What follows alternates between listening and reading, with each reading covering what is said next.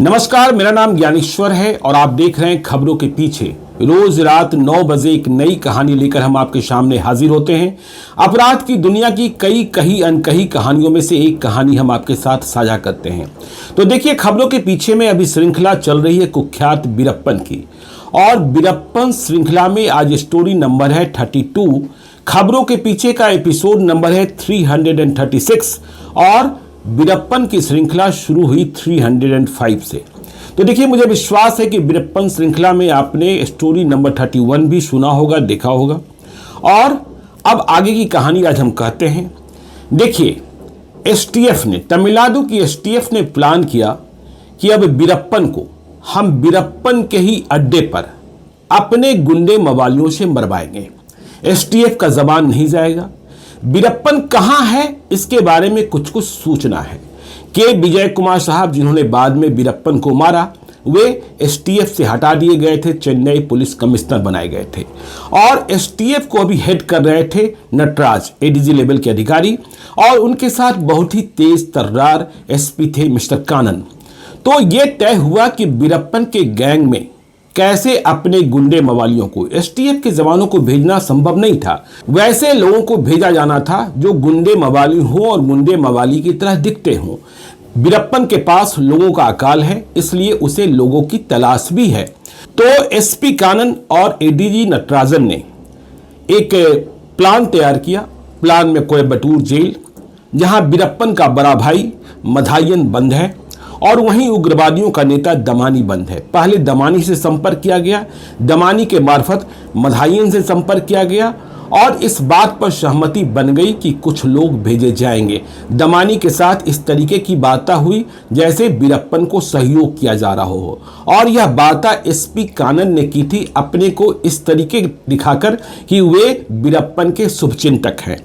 तो देखिए, मधायन ने एक चिट्ठी लिख दी वीरप्पन के बड़े भाई ने कि कुछ लोग तुमसे मिलने जाएंगे, तुम्हारे साथ रहेंगे, तुम्हारी मदद को आएंगे। यह भी याद रखिएगा कि जेल में जो हफ्ते में एक मुलाकात होती है, वीरप्पन का एक रिश्तेदार वीरप्पन के बड़े भाई से मधायन से मिलने आता था, और इसी माध्यम से मधायन और वीरप्पन में संपर्क बना रहता था। तो चिट्ठी लिख दी गई, लेकिन देखिए, चूक होनी शुरू हो गई थी। पहली चूक तो ये हुई कि जो गुंडे मवाली भेजे जाने थे, उसमें तमिलनाडु के एसटीएफ ने पहले जिसकी तलाश की, जो बिल्कुल जिसे कहते हैं कि बड़ा ही भारी गुंडा था, बात बात में कत्ल करता था और देखने में भी दाहिनी आंख के पास छुरा लगा हुआ था, खून करने में उसे कोई परेशानी नहीं थी। उसे वन आई जैक नाम दिया गया। लेकिन यह इतना बड़ा गुंडा था और प्लान इतना गोपनीय था कि चेन्नई पुलिस को खबर ही नहीं थी कि एसटीएफ कुछ प्लान कर रही है। एसटीएफ ने जिसे हायर किया था वीरप्पन के गैंग में भेजने के लिए, जिसे लीड करने के लिए, उसे अरेस्ट कर लिया गया। तो चलिए, ये प्लान यहां खत्म हो गया, मतलब प्लान फेल। अब चेन्नई पुलिस को भी खबर है कि इस तरीके का कुछ प्लान चल रहा है, लेकिन सबसे बड़ा सवाल यह पैदा होता है कि अब दूसरा कौन सा व्यक्ति तलाशा जाए जो वीरप्पन के गैंग में शामिल होकर वीरप्पन को ढेर कर दे। देखिए, जिन्हें भेजना है गुंडा मवाली को भी, उन्हें हथियारों के साथ नहीं भेजना है। हथियार तो वहां हैं, हथियार लेकर जाते ये लोग तो वीरप्पन को शक होता। तो जो एसटीएफ के एडीजी हैं मिस्टर नटराजन और एसपी मिस्टर कानन, वे एक नए गुंडे को तलाशते हैं, और जिसकी तलाश होती है वो कन्याकुमारी का है। नाम है हिदायतुल्लाह। मैंने पिछले एपिसोड को अंत करते वक्त इसके नाम का खुलासा किया भी था। तो हिदायतुल्लाह और इसके साथ 3 और लोग, मतलब कुल 4 लोग तैयार किए गए कि तुम्हारे सारे केस खत्म कर दिए जाएंगे यदि तुम वीरप्पन को उसके ही कैंप में मार डालते हो। ये तैयार हो गए, लेकिन परेशानी एक ये हुई जिसे बाद में समझा गया। हिदायतुल्लाह ने तमाम प्रकार के अपराध किए थे, लेकिन खून इसने कभी नहीं किया था। और देखिए, खून करना फिल्मों में आप जैसा देखते हैं, खून बात बात पर, लेकिन रियल लाइफ में अपराधी चाहे जितना बड़ा हो, पहली बार जब वह खून करता है तो उसे बहुत ही कठोर होना पड़ता है। तो हिदायतुल्लाह की हिस्ट्री सीट तो बड़ी है, लेकिन 302 का मुकदमा नहीं है। लेकिन एसटीएफ के पास ऑप्शंस कम हैं, इसलिए हिदायतुल्लाह को ही तैयार कर लिया जाता है। हिदायतुल्लाह भी तैयार हो गया। लेकिन इस बीच में गड़बड़ी कहाँ होती है? देखिए, गड़बड़ी ये होती है कि जिस दमानी और मधायन के माध्यम यह प्लान तैयार किया गया, दमानी को या मधायन को यह कभी नहीं कहा गया था कि एसटीएफ है, यह तो इन्हें पता ही नहीं है। यदि पता होता तो वे तैयार ही नहीं होते। जानकारी तो ये थी कि दमानी वहां लड़के भेजेंगे और चिट्ठी भी इसी बात को भेजी गई थी। लेकिन यहां तो चिट्ठी मिलते ही एसटीएफ वाले अपने कार्यक्रम में लग गए थे और हिदायतुल्लाह की तलाश भी अब पूरी हो गई थी। इस बीच एक और गड़बड़ यह हुआ कि एक तमिल अखबार है दिनामलार, उसने एक खबर छाप दी। छोटी सी खबर छपी थी दिनामलार में। खबर यह छपी थी कि ये जो मिस्टर नटराजन हैं, ये एसटीएफ के चीफ एडीजी लेवल के प्राधिकारी, वे बार बार कोयम्बटूर जेल में सीक्रेट विजिट क्यों कर रहे हैं। तो ये छोटी सी खबर उस व्यक्ति के दिमाग में घुस गई जो मधायन से मिलने वीरप्पन का रिश्तेदार था, जेल जाया करता था। और जब यह खबर छपी तो कई रात नटराजन और कानन सोए नहीं थे कि इसका असर क्या होगा। दूसरी जो गलती इन्होंने की, बाद में इस बात का एहसास हुआ कि जैसे ही चिट्ठी मिली मधायन की कि कुछ लड़के तुम्हारे पास भेज रहे हैं वीरप्पन के नाम चिट्ठी, इन लोगों ने मधायन से मुलाकाती बंद करा दी। मतलब जो रिश्तेदार हर हफ्ते मिलने आता था वह अब मुलाकात नहीं कर पा रहा था। चिट्ठी पहुंचाकर काम खत्म कर दिया गया था। आप यह भी समझ सकते हैं कि एसटीएफ को वीरप्पन के ठिकाने की जानकारी मिल गई थी, लेकिन वीरप्पन जिस तरीके का अपराधी था और वीरप्पन के खिलाफ अब तक जितने ऑपरेशन फेल हुए थे, उसमें इस बात के लिए तैयारी नहीं थी कि अब एसटीएफ डायरेक्ट एक्शन ले सके। जो जानकारी थी, जो सूचना थी, वो ये थी तमिलनाडु की सरहद पर होगेनकाल जंगल है, वहीं वीरप्पन है, बहुत लोग नहीं हैं। और जो जंगल है, ये जंगल भी कम घना है। तो देखिए, ये चूक हो गई कि मुलाकाती बंद करा दी गई। वह व्यक्ति हर हफ्ते मुलाकात करने जा रहा था, लेकिन मुलाकात करने नहीं दिया जा रहा था। खैर, तो एसटीएफ वालों ने अपने प्लान के तहत, वीरप्पन इंतजार कर रहा था कि मेरे पास लोग आएंगे जो मेरे गिरोह में शामिल होंगे। हिदायतुल्लाह अपने 4 लोगों के साथ वीरप्पन के गैंग में पहुंच जाता है, वीरप्पन के कैंप पर। वहां वार्म वेलकम होता है, भव्य स्वागत होता है। हिदायतुल्लाह खुश हो जाता है कि इतना स्वागत, और हिदायतुल्लाह को इस बात की उम्मीद रहती है कि जब हम वहां पहुंचेंगे तो वीरप्पन और वीरप्पन के लोग मेरी सतत निगरानी करेंगे, बहुत टाइट विजिलेंस होगा और मुझे ट्रेनिंग भी दी जाएगी जंगल के भीतर लड़ाई लड़ने की, या वीरप्पन जो सोचता है उसके बारे में सब कुछ बताया जाएगा। लेकिन हिदायतुल्लाह ने वहां रहते हुए महसूस किया कि उसे न कोई ट्रेनिंग दी गई और न बहुत ही सतत निगरानी रखी गई। तो हिदायतुल्लाह वीरप्पन के गैंग में, कैंप में बहुत जल्दी ही घुल मिल गया और हिदायतुल्लाह को लगने लगा कि मेरा यहां आना और मेरे लड़कों का यहां आना पिकनिक स्पॉट की तरह है। तो वह वीरप्पन का विश्वास जीत चुका था। हिदायतुल्लाह को देखकर वीरप्पन के मन में यह भी लगा कि यह व्यक्ति जो है, जिसे मधायन ने भेजा है सहयोग करने के लिए, बहुत ही धार्मिक प्रवृत्ति का है।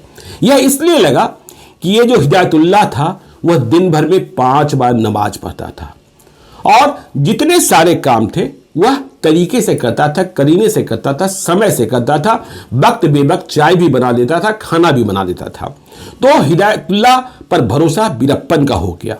जब भरोसा हो गया तो दोनों में आपस में संवाद होने लगा, बहुत ही अंतरंग संवाद, और 1 to 1 भी कह सकते हैं, कन्वर्सेशन होने लगा। विश्वास हो ही गया था।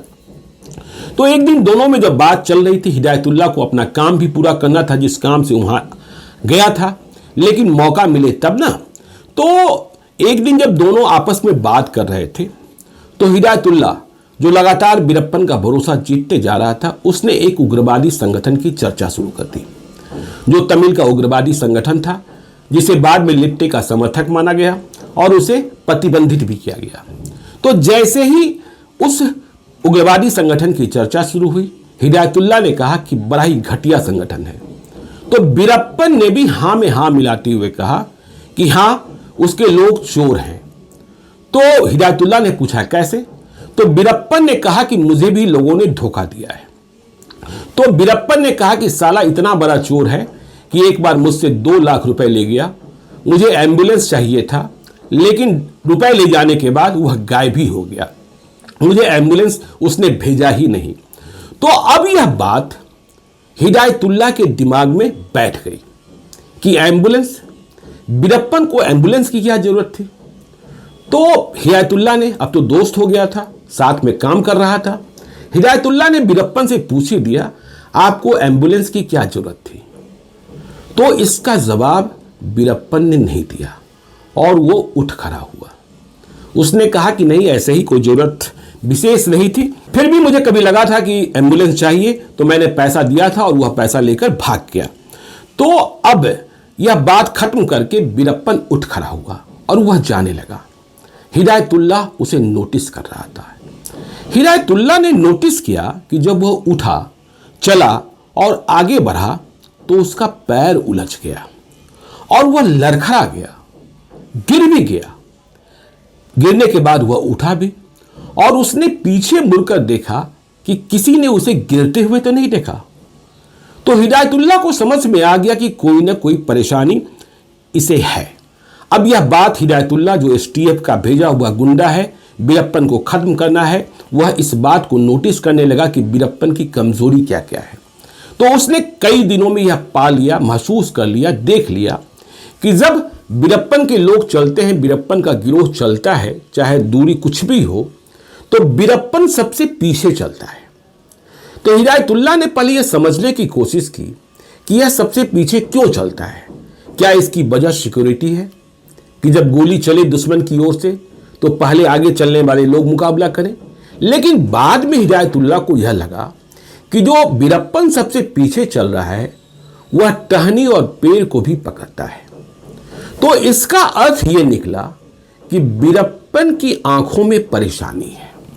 बीरप्पन अब बहुत आंख से देख नहीं पाता है, मतलब विजन जो है वह कम हो गया है। तो हिदायतुल्लाह ने समझ लिया इस बात को कि आंख में बीमारी ऐसी है कि इसे इलाज की जरूरत है। और शायद एम्बुलेंस जो मंगवाया जा रहा था, जो उस उग्रवादी संगठन के नेता ने 2 लाख रुपए लेकर भी नहीं भेजा, इस बीमारी के इलाज के लिए ही मंगवाया गया था। खैर, तो बीरप्पन अब आंख से बीमार है। हिदायतुल्लाह ने यह भी महसूस कर लिया कि बीरप्पन अब वैसा बीरप्पन नहीं है शरीर से जैसा कई साल पहले था। वह बीमार हो चला है, बूढ़ा हो चला है और परेशान रह रहा है। तो बीरप्पन जब बूढ़ा है, परेशान है, बीमार है, तो गिरोह कैसे चल रहा है। तो हिदायतुल्लाह ने समझा कि अब बीरप्पन कहने को गैंग लीडर है, बीरप्पन का ही नाम है, लेकिन पूरे गैंग को ऑपरेट कर रहा है गोविंदन, जो सेकंड इन कमांड है। और गोविंदन जो है बीरप्पन को बॉस मानता है, भगवान की तरह पूजता है, उतना ही आदर करता है। तो अब गिरोह का सरदार, जो असली सरदार है, जो सब कुछ फैसला करता है, मतलब रणनीति के बारे में, बॉस तो बीरप्पन ही है, लेकिन जो वर्किंग सरदार है वह गोविंदन है। तो इस बात की समझ आ गई हिदायतुल्लाह को। अब वह मौका देखने लगा कि यह बीमार बूढ़ा, उसने यह भी महसूस किया कि देखिए, जो आम आदमी जब बुढ़ापा में जाता है तब उसे घर परिवार इन सब बातों की चिंता होने लगती है।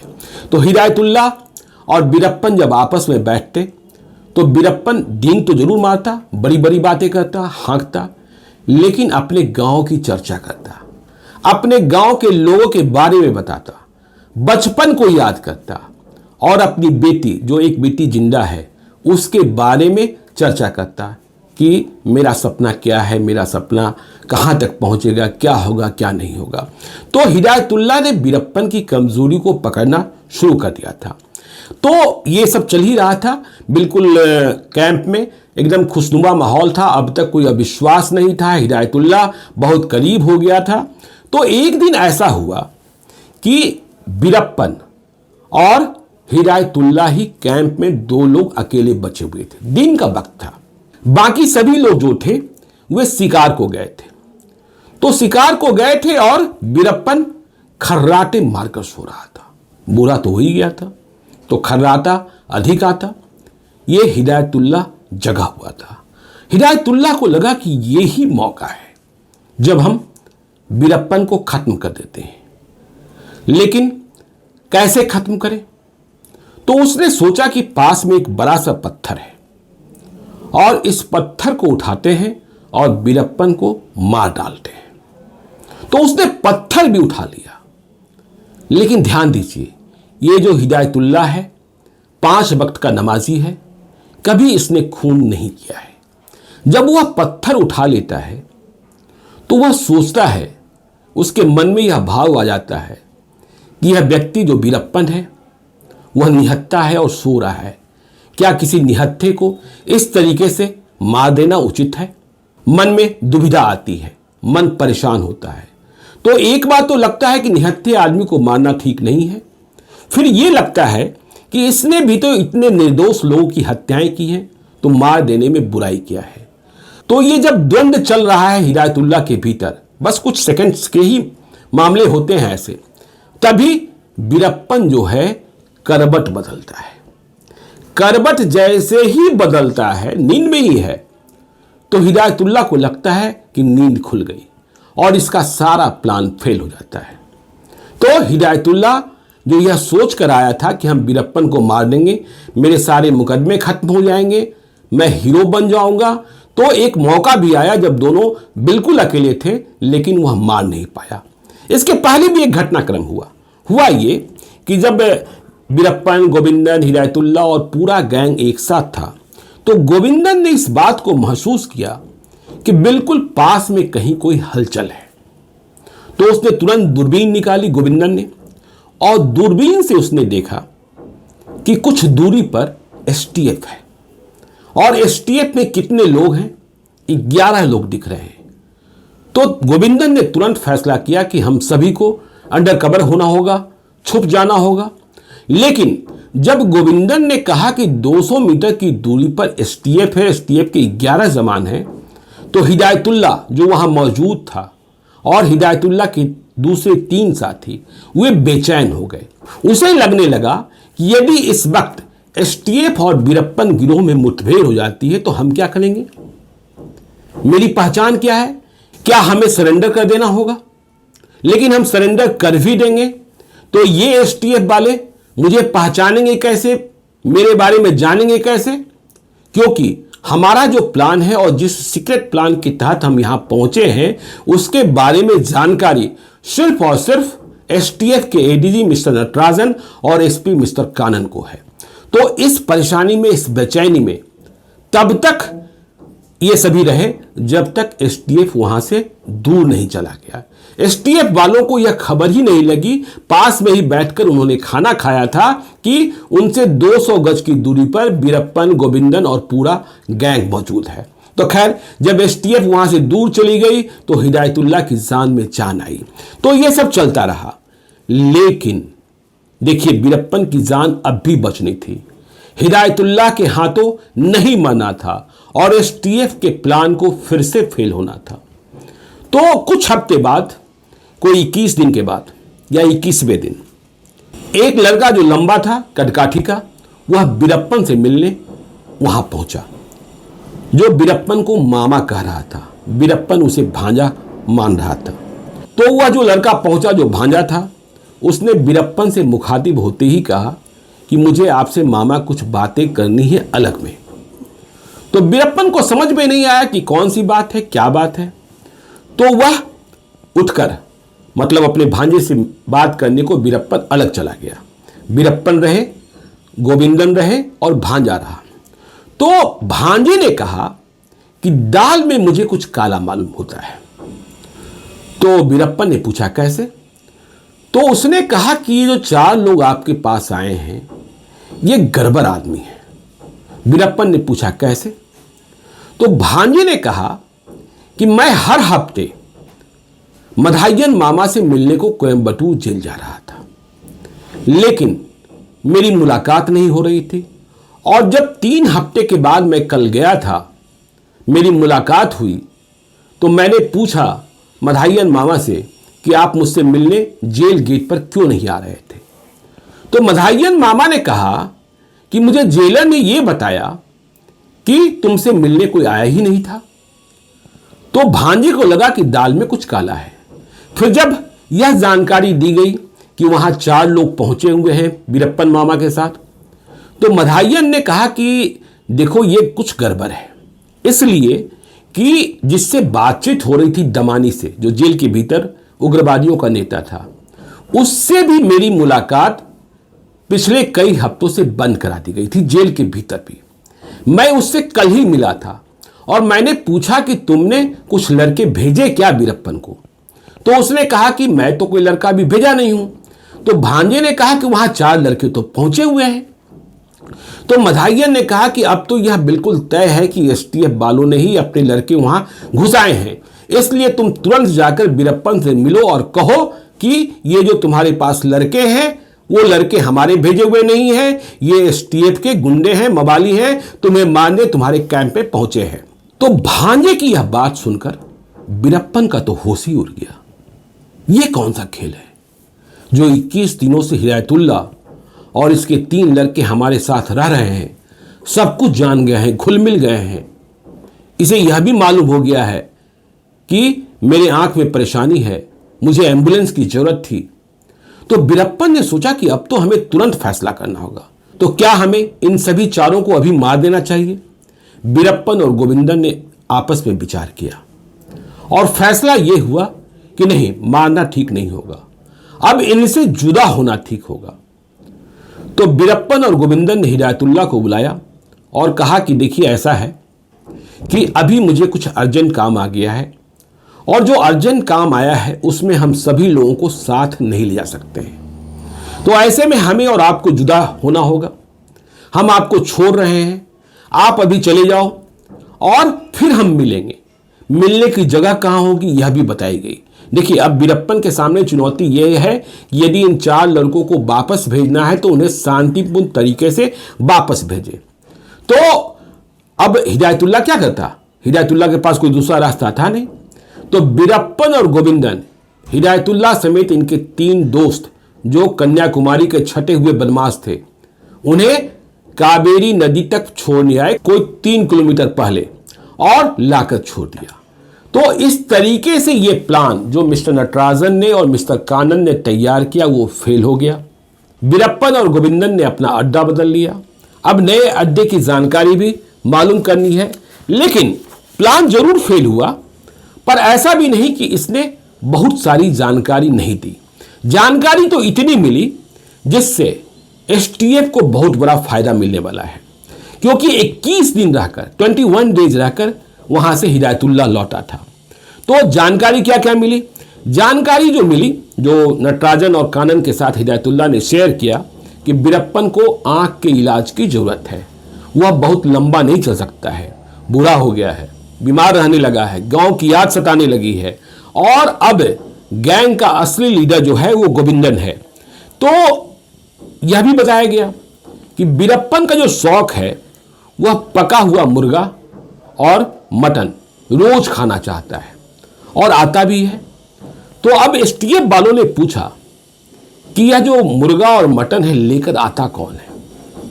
तो मालूम हुआ कि हिदायतुल्ला ने बताया कि देखिए 4 लड़के हैं जो लेकर आते हैं। अब ये 4 लड़के कौन है? हिदायतुल्ला को नामों की जानकारी नहीं है।